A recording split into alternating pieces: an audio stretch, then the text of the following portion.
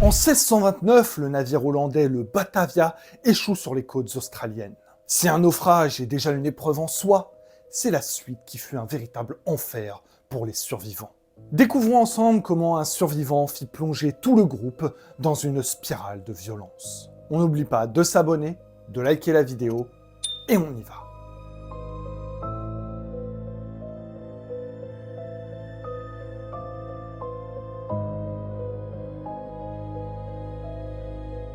Le 2 octobre 1628, le Batavia quitte la rade de Texel dans le nord des Pays-Bas.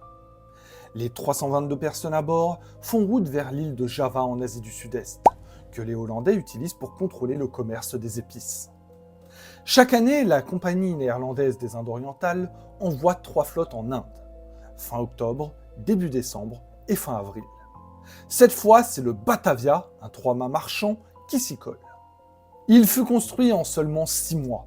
Il mesurait 48 mètres de long et pouvait supporter 1200 tonnes, que ce soit pour les passagers ou la cargaison. Donc c'était plutôt rassurant. La responsabilité à bord du navire se partageait entre 2 hommes. Arjen Jacobs, le capitaine, un homme de 40 ans qui gérait la navigation, et François Pelsart, le subrécargue, une sorte de commissaire qui était chargé de veiller au bon déroulement de la traversée. Tout oppose les 2 hommes. François Pelsart est un homme austère, avec un grand sens du devoir, un homme de principe et d'honneur. Arjen Jacobs, quant à lui, c'est un loup de mer. Il est connu pour ses talents de navigateur, certes, mais également pour ses penchants pour l'alcool, les femmes et la bagarre. De plus, nos 2 gars ne s'apprécient guère depuis une première rencontre en Inde quelques années auparavant. Le trajet s'annonce plutôt long et ça craint un peu pour l'ambiance à bord. La traversée doit durer 8 mois, avec une petite escale au Cap. Les soldats et les marins dorment à l'avant du navire, et les officiers et passagers dans les appartements de poupe. Ils ont embarqué avec un petit pactole de 250 000 florins destiné au commerce des épices. Le sujet de discorde entre nos 2 chefs fut une femme, Lucretia van der Mechelen. Cette passagère se rendait à Java pour rejoindre son époux. En femme respectable, elle rejeta les avances des 2 hommes, mais devint tout de même la protégée de Pelsart. Jacobs, de son côté, se console en séduisant la suivante de Lucretia, ce qui fit un petit scandale sur le navire. Ce n'est toutefois pas suffisant pour mettre le feu aux poudres. Il faut donc l'intervention d'un autre personnage, Géronimus Cornelis, ancien apothicaire ruiné, devenu 3e officier du navire. C'est un homme de 30 ans, intelligent et persuasif. Cornelis va convaincre Jacobs de provoquer une mutinerie contre Pelsart, de l'assassiner et ensuite de voler la cargaison du bateau pour leur propre compte. Pour cela, ils ont un plan. Ils vont soudoyer un des marins pour que celui-ci agresse Miss van der Mechelen. Quand Pelsart l'apprendra, vu l'affection qu'il porte à la dame, il sanctionnera l'équipage tout entier, de manière très dure, peut-être même disproportionnée, ce qui causera de la colère et possiblement une mutinerie.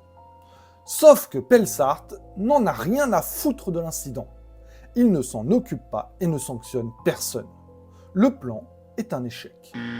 Normalement, le trajet est connu. Ce n'est pas la première fois que les Hollandais le prennent. Il faut emprunter une route indirecte au sud de l'océan Indien parce que les courants marins y sont plus puissants. Le navire avance plus rapidement et on remonte ensuite en longeant le continent australien. Dans la nuit du 4 juin 1629, dans un climat plutôt tendu, une vigie aperçoit une houle qui pourrait s'expliquer par la présence d'un récif. Jacobs est averti et n'en croit pas ses yeux. Il était persuadé que le Batavia se trouvait à plus de 600 miles de tout littoral connu.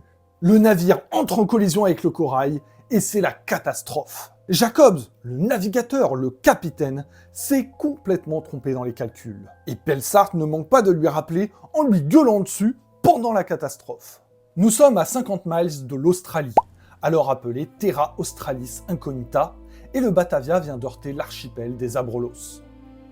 Tout dégagement est impossible, mais une courte exploration permet d'apercevoir de nombreuses îles aux alentours. François Pelsart se sert d'un canot et de la yole pour débarquer avec 200 survivants sur un îlot corallien proche de l'incident. Malheureusement, quelques dizaines de personnes meurent de noyade en tentant de gagner l'îlot à la nage.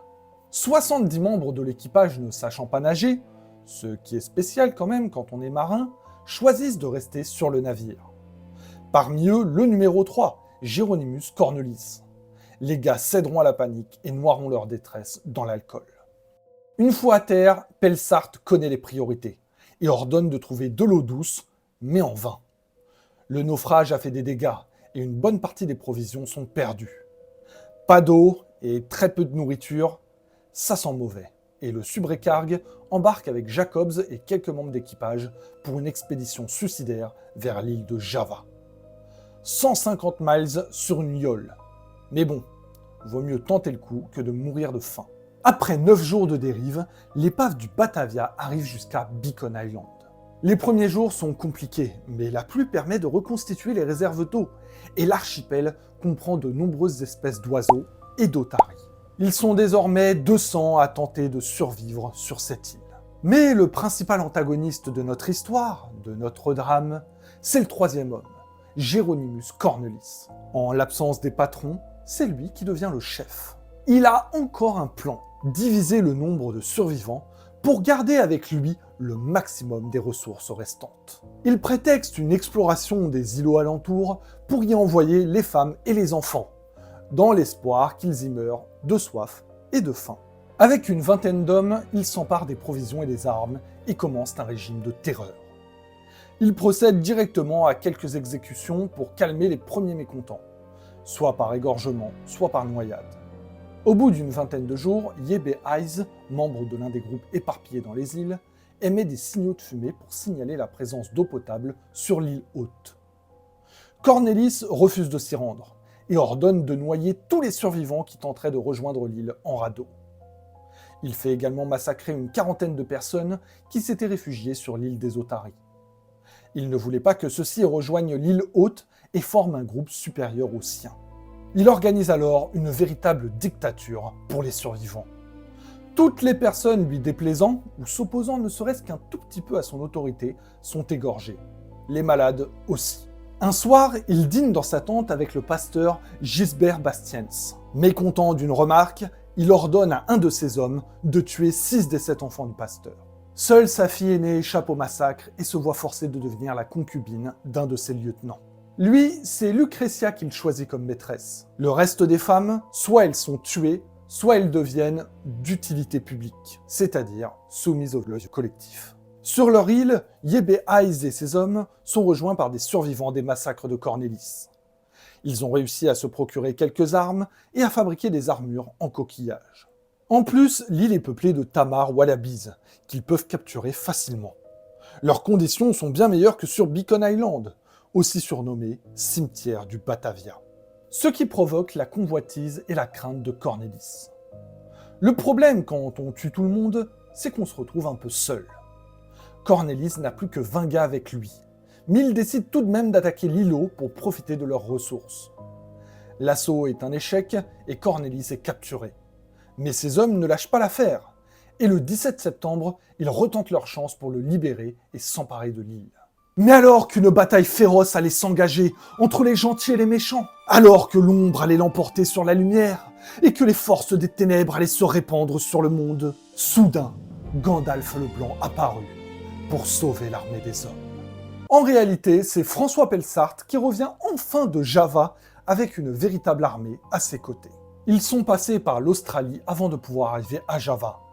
Ils ont alors été sauvés par un autre navire hollandais, le Serdam, qui leur fournira des provisions et des munitions, pour qu'ils puissent revenir sauver les survivants du naufrage, et surtout, l'argent de la Compagnie des Indes. Il écrase les rebelles, et pour éviter toute nouvelle mutinerie, il procède au jugement immédiat des accusés. La veille de son exécution, Cornelis tente de se suicider en avalant du poison. Ce trou de balle ne savait pas vraiment s'y prendre, et il passa sa dernière nuit entre diarrhée sévère et vomissements. Et on va pas le plaindre. Le 2 octobre 1629, Cornelis et 6 de ses complices sont amputés des 2 mains avant d'être pendus. 2 hommes sont condamnés à l'abandon sur une île déserte. 5 autres bénéficiant de circonstances atténuantes sont condamnés au supplice de la Grande Cale. Je vous explique. On attache un homme avec des cordes et on le balance à la mer. Puis on le remonte et on recommence la manœuvre. Le condamné se trouve proche de la noyade à chaque fois, mais survit. Ils auront tout de même le droit au coup de fouet après cette petite séance aquatique, avant d'être emprisonnés à vie dans une sombre prison de Java. A noter que le capitaine Jacobs connut le même sort pour négligence. François Pelsart ne se remit jamais vraiment de ce naufrage. Il fit des cauchemars jusqu'à la fin de ses jours et eut des fièvres récurrentes, comme celle qu'il avait contractée en Inde. Il ne participa qu'à une seule autre expédition, à Sumatra, avant de s'éteindre en 1630. Il écrira dans son journal « Le poids de toutes les tragédies est retombé sur mes épaules ». Seul un tiers des passagers du Batavia ont survécu. Parmi les victimes, 115 le furent à cause de Cornelis. Parmi toutes les histoires de naufrage, celle du Batavia est l'une des pires. Très clairement. Si le sujet vous intéresse, on a déjà fait des vidéos sur la Marie Céleste ou sur Alexander Selkirk, l'homme qui a inspiré le personnage de Robinson Crusoe. Si vous voulez voir d'autres vidéos du même type, n'hésitez pas à nous le dire en commentaire. En attendant, vous connaissez la routine, on s'abonne à la chaîne, on like la vidéo, on partage un maximum, on nous rejoint sur nos réseaux Instagram et TikTok. Je vous souhaite un joyeux Noël et à la prochaine.